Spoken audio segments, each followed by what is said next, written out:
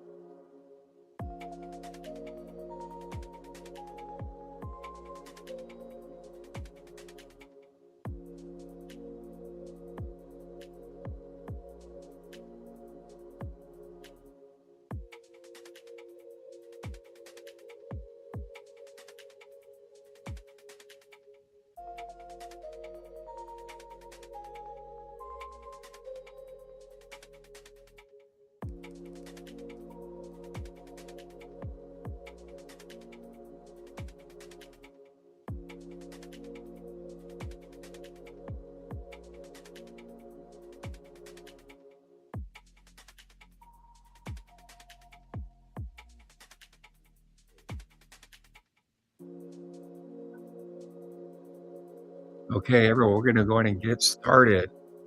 So, on. Okay, we're going to go ahead and get started. So, I want to share a couple things. One, I want to share again why we're doing this. So, we have close to about 300 business owners and licensees and affiliates that are in two of our communities. And we train them every single week. Every single Tuesday, we do business training, coaching to help them get them better in the business space. And ultimately, they get better in the business space, they're going to be better in their business. But unfortunately, not all of the people can make Tuesdays. So now I'm committing.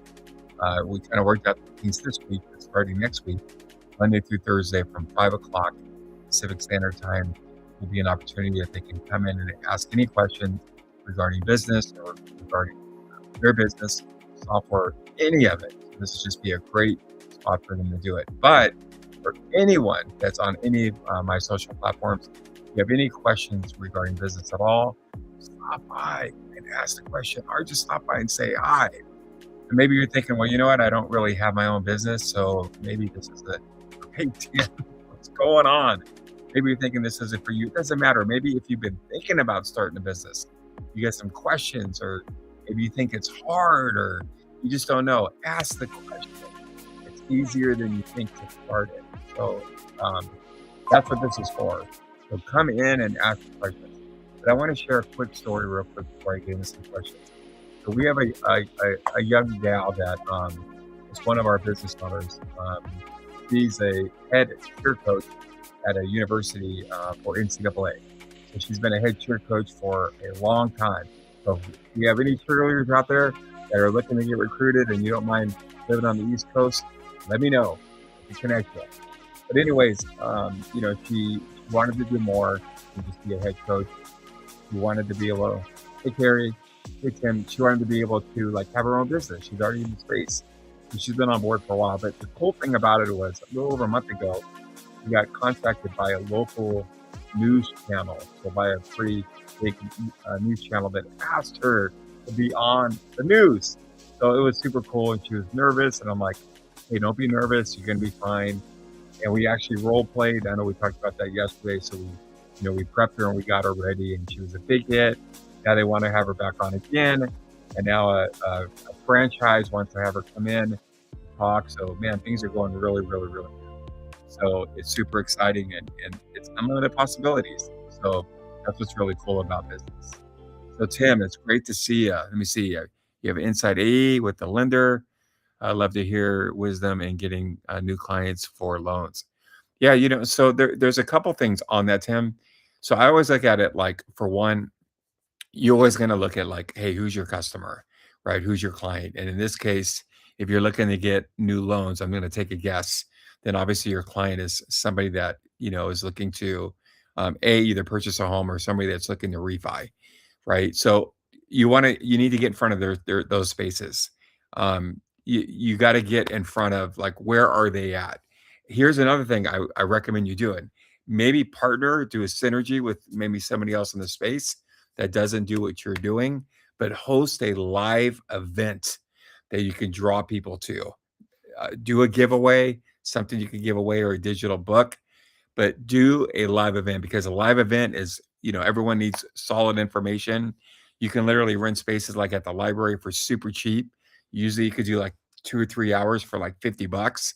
And you could do a live event in a nearby city where you can like give a ton of value, uh, tell them like, hey, it's easier to get a loan than you thought to be able to come out. And those are all leads and potential clients. So that's a great way to be able to do it. Um, Currently, you have Network CRM, ChatGPT. Yeah, so I've heard about that. The one I use through Go High Level right now. But you know what they say? Hey, what's the best CRM? The one you use. So you just have to physically use it. Carrie, you mentioned having a mentor is important. Who's your favorite mentor? So I got a couple. My probably most favorite is Myron. Most people probably haven't heard of him. He's a Christian man and he's a businessman, Myron Golden, and he does extremely well. I think he's probably at about 15 million a year and he just has gold nuggets wisdom. Uh, Alex Hermosi's one as well. I think he sold his first business for like 39 million. He's young too. He's in his 30s, and I can't believe he has that much wisdom. So he's another one that I love to follow. I love to listen to. Dan Martell is one I like to listen to as well. I got quite a bit. I got quite a few, but I think that we should have mentors 100%, and we should have a lot of them. Like you should be listening and find ones that you like. And I always say that, you're gonna want to find ones that have done where you're trying to go. So if you're trying to get to fill in the blank, you need to make sure that you have at least a couple mentors that have done that. So let's give you an example. Let's say, hey, I'm trying to get this company to $100 million a year.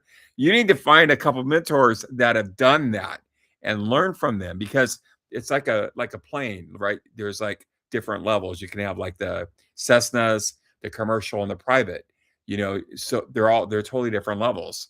So if you're trying to get to a specific level, you need to find a mentor that's been operating that level for quite a while. That's what I would say. So reach out to your brokers and say, you know what, Tim, 100%, right? So, there's so many brokers. And here's the deal about a broker. So I wouldn't look at it as far as like hey, I just want to be able to get a deal. Find out what their pain point is, just kind of like what we talked about. Find out what their pain point yesterday. What is their pain? What's their biggest pain point?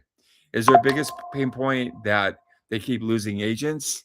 And if they do, um, why are they losing agents? Is their biggest pain point that their agents aren't producing? Like, find out what their biggest pain point is. And then if you can solve that, then can you like get your foot in to do the lending? So you're going to have way more success that way than just coming in and being like, hey, I'm a lender. They get hit up from other lenders. But if you can solve their problem, now you're going to be with them for the next 5, 10 years, like 100%. And sometimes you may not physically be able to solve their problem, but you may know somebody that can solve their problem and you're making the connection. So if you can do that, that's probably the best route to go because there's thousands of brokerages and they all have problems, right? They all do. You just figure out what is the main problem that they're dealing with, right? So that's how I would do it. There's a lot of other things that you can do, but that's a route that I would go because man, once you're in there, now they're going to call you in when they do meetings.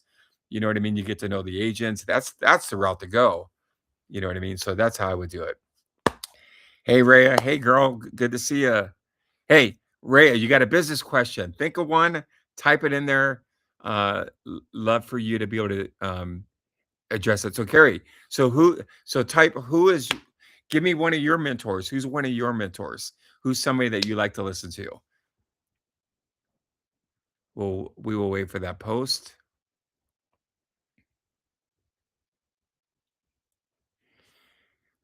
Another thing too, while we're waiting for her to type that in, so think about this too, Tim, you want to get in groups as well.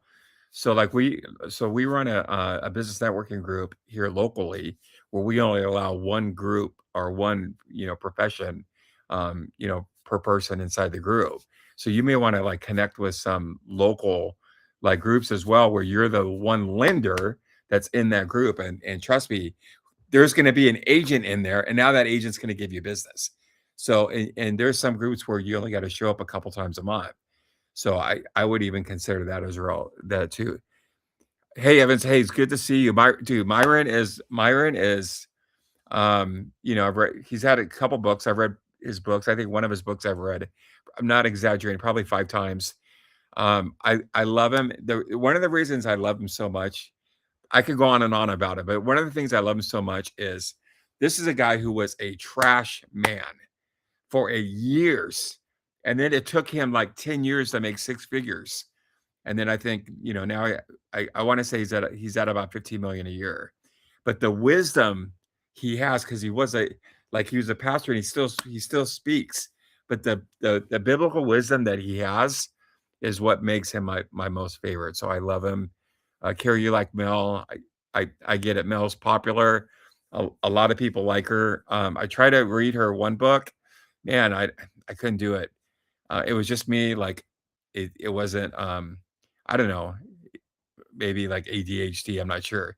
But she's popular and she knows what she's talking about, so that's pretty good. Uh, eh, Lee and Caitlin, I literally just told a story about you not long ago, so it's good to have you on here. Literally, take a look. I have one for you. At what stage should a business focus more on scaling and stabilizing? It's funny because they're going to go like this throughout the entire time. Like at the very beginning, it's not it. You got to scale. You know what I mean? And for a long time, you got to scale. Truthfully, I would focus on scaling first, but I would also focus on stabilizing. So let's say if like 80% of the time you're working on scaling, but then 20% of the time you're going to stabilize, or like you could do it this way, a couple times during the month, calendar, so time block where you're going to like get systems in place to make it all smooth. You know what I mean? Because as you get bigger and bigger, if you don't have systems in place, it's going to be very difficult. It's going to be chaotic, and you're going to have a lot of churn. And then you're going to be like, oh, how do I fix the churn? So I would say, yeah, you got to kind of do both. But scaling is big, and why so many businesses go out of business is because like they run out of money. You do it, you start it, and then you run out of money. So you want to make sure you're scaling and income's coming in, so that never happens. So I know it's kind of a like you're gonna want to scale, but you're gonna want to like what I'm saying is don't neglect stabilizing. But initially scale, scale, and scale some more. Um great question. So we only have two. Not power moves, boss moves. So boss moves is my favorite. I have a Mount Rushmore, like I literally do, probably like my top 4 or 5. Evelyn, great to see you. I'm gonna say like boss moves is is probably what I mean, that thing's like my Bible. It is so marked up and it's so like it got so much on it and I love it. And it's funny because so Myron, like his next class is like $55,000, his group coaching. Um, and a lot of the stuff that he teaches in that group coaching is just right from his book. And it's pretty amazing. Now, ultimately, I believe that you're always going to get more when you have one-on-one than in like a group setting or from a book. But the point is he teaches a lot of it and you can order his book for like 20 bucks. So that's what's really, really cool. So if you haven't read it, highly recommend. It's gold, nothing but gold throughout that book.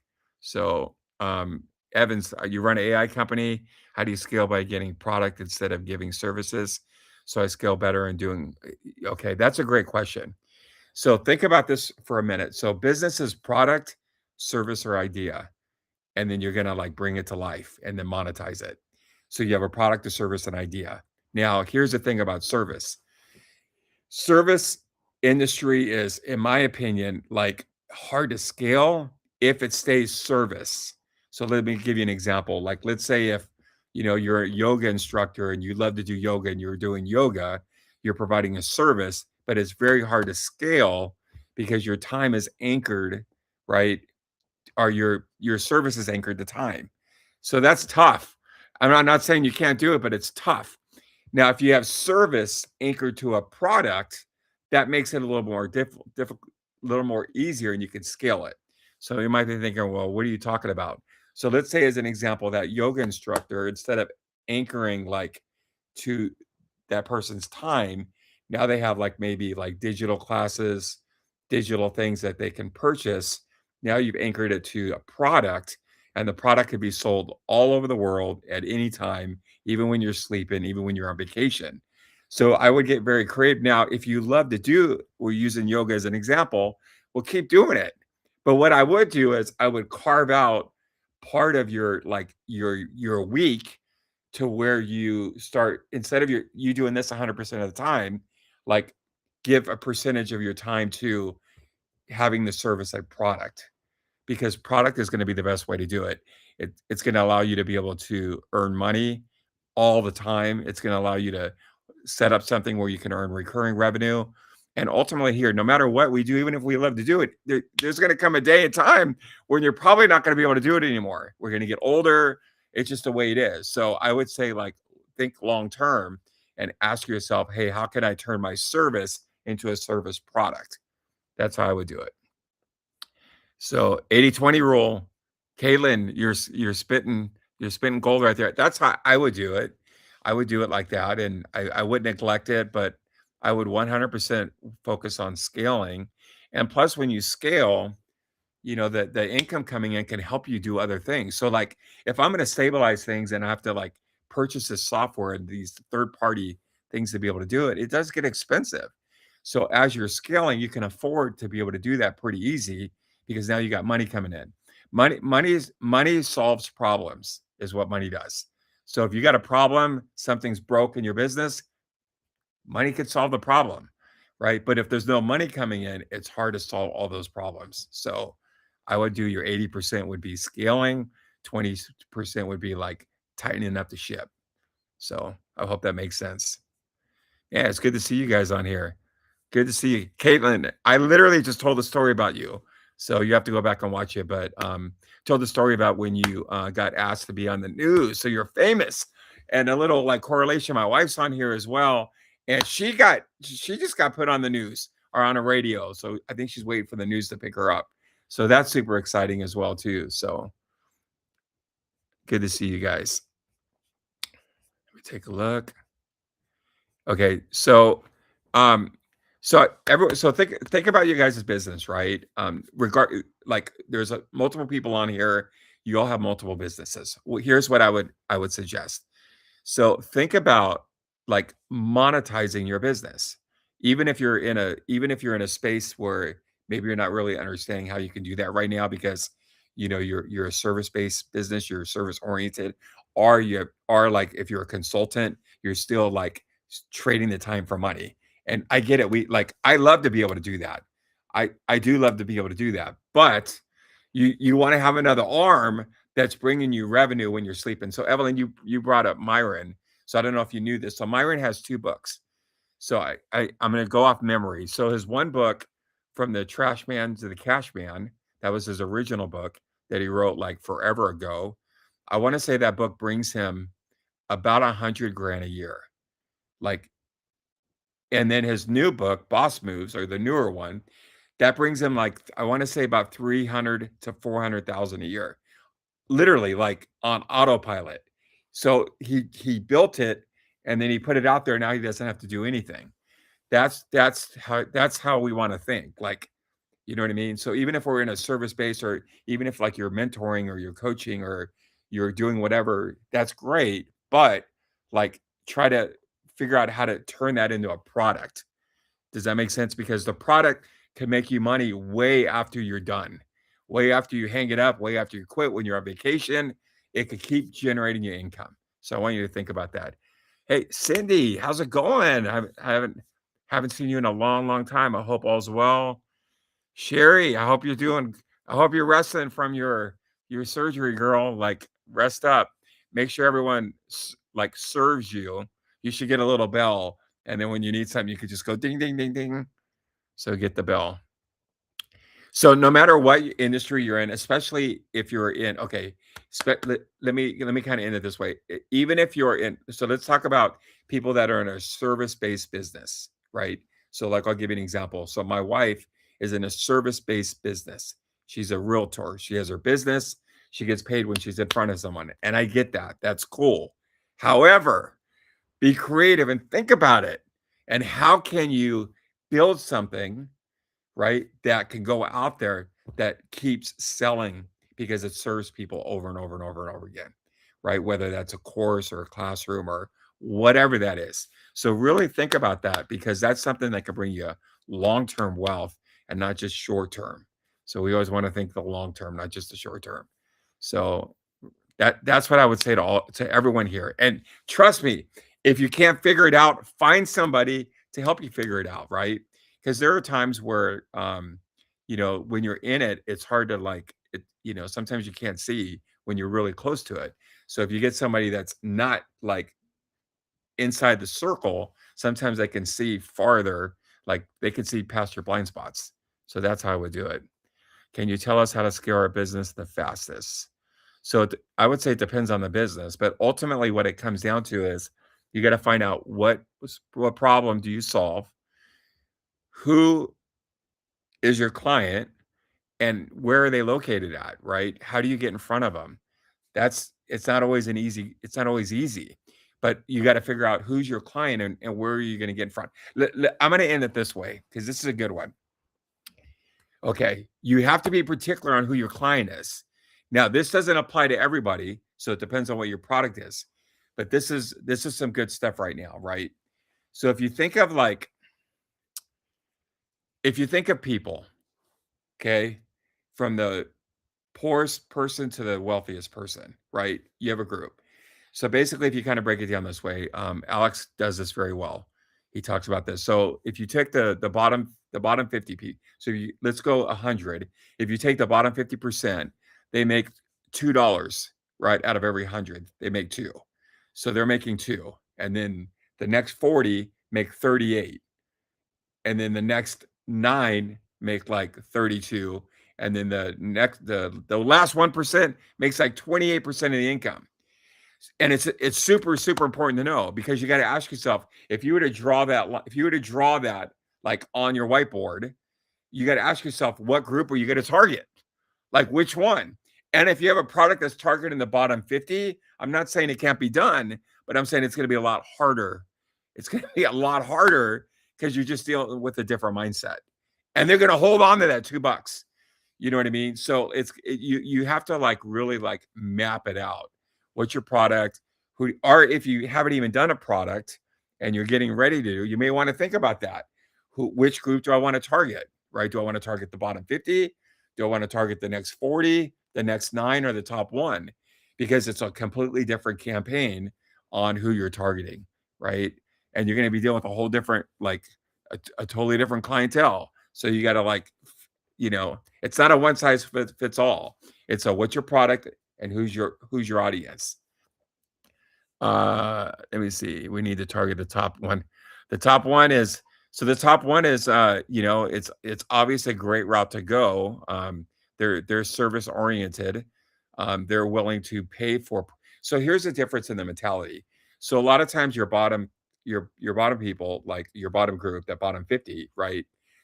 They look at money differently than the top one. So the top one looks as money as leverage. So they invest or they use it to solve problems. That's what they do. It's strictly leverage.